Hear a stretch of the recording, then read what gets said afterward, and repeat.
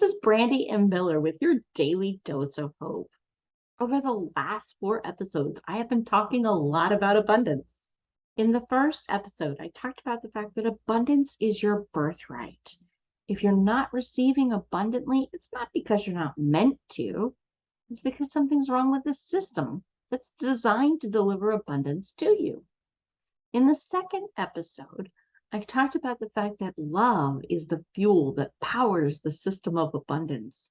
If you have trouble giving and receiving love, you're going to have trouble giving and receiving abundantly. In the third episode, I talked about the fact that relationships are where love is born, and religion is designed to help train us on how to have healthy, normal relationships. I also did mention, though, that not all religions are alike. Not all the training's that good. And not all the training is going to produce the kind of love you need to keep abundance flowing. I also promised you that in this episode, we would narrow down the religions of the world, try to figure out which one is the right one for us to keep abundance flowing in our lives. So here goes. Right? If we want to find the right religion, what we're looking for is the one that teaches us the most about how to give and receive love. That's it. That's what we're looking for. Now, all the world's religions, there are only three, just three, that teach us that we were created for love, by love, in order to be loved. And those three religions are Islam, Judaism, and Christianity. So if you want to find the right religion, that's where I'd start my search. Is Islam the right religion? Well, if you take a look at the religion that you need to keep love flowing abundantly, you have to have a right relationship, not just with the people who like you, not just with the people who believe like you, but with all people. Does Islam do that? Well, let's take a look at their rules for how you treat the neighbor who doesn't believe like you do living among you. Their answer is to tax them, enslave them, drive them out, or kill them if they fight back. I'm pretty confident that is not going to help you love them. I'm pretty confident that's not going to inspire love in their hearts. So if we're looking for a religion that's really going to help us love all people, we can safely eliminate Islam as an option. Now, how does Judaism teach us to treat the neighbor living among us who doesn't believe like we do? This is where Judaism is different from Islam. Judaism teaches us that we're supposed to love our neighbor, the foreigner living among you, as you do yourself. So we're not supposed to oppress them. We're not supposed to treat them differently. We're not supposed to be cruel or unkind or drive them out. We're not even supposed to force them to convert. We're supposed to love them as we do ourselves. That's the call of Judaism. So we can safely say that Judaism is far preferential to Islam. It is a superior religion, no doubt, no question, hands down. But is it superior to Christianity?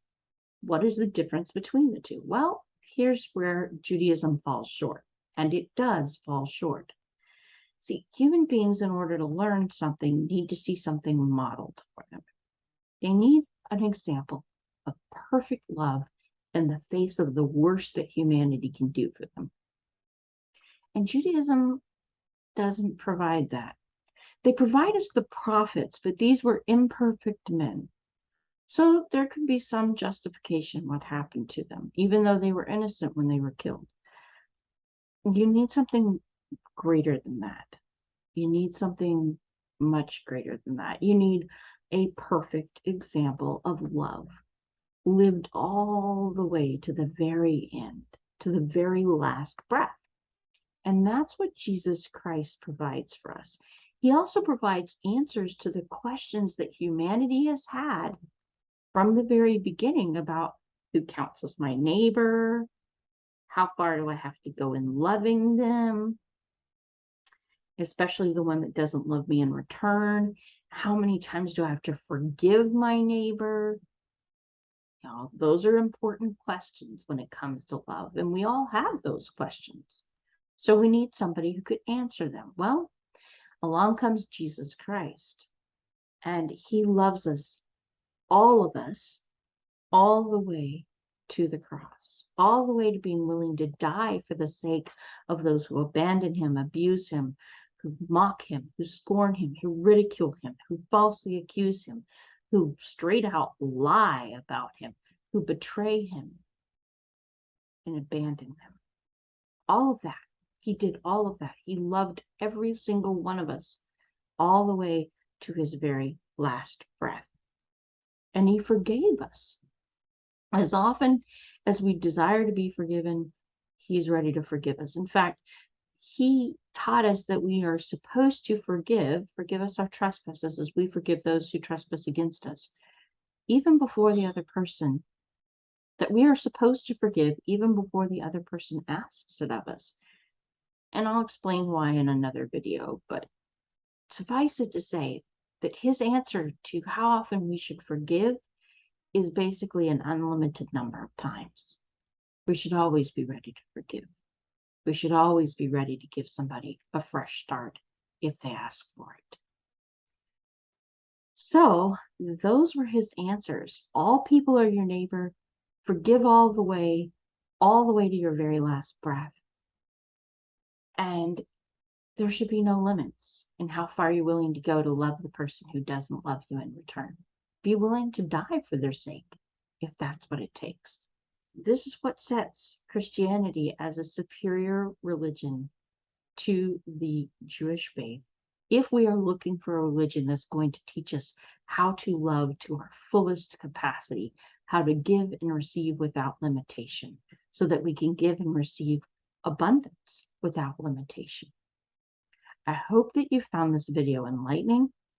Tomorrow, I am going to lay out for you, of the 56,000 different denominations of Christianity, which one do we choose?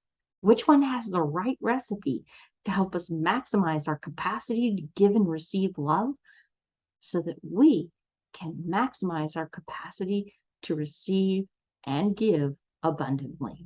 I hope you'll tune in and watch. And if you liked this video and you found it enlightening, I encourage you to hit the like button, to subscribe to the channel, to hit the notifications bell if you want to be notified about new episodes. And if you really think this will have an impact on somebody else's life, I encourage you to share it. Why not share the good news? You'll only be helping somebody else learn to love. And if we all grow in our capacity to love, we'll all begin to live a more abundant life. And if that's not a helpful, hopeful message, I don't know what is.